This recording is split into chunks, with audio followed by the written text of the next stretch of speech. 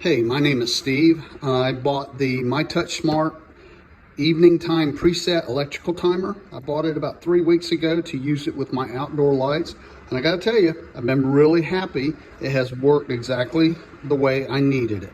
At my house, I have these string lights.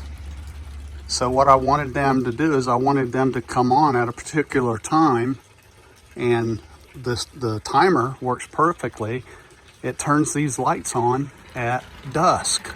The unit has a photocell sensor right there.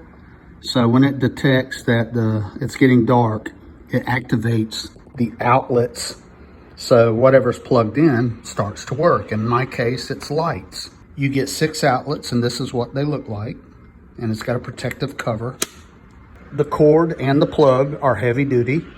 This right here is an on and off switch. Comes with a couple of yardsticks, and you simply insert those right there. So what happens when this goes off and turns my lights on? It turns the lights automatically off in about 6 hours. I like it because it's simple. You don't have to mess with a bunch of dials and buttons. You simply plug it in and turn it on, and it works. Hey, if you're looking at this product, I hope you found this video helpful.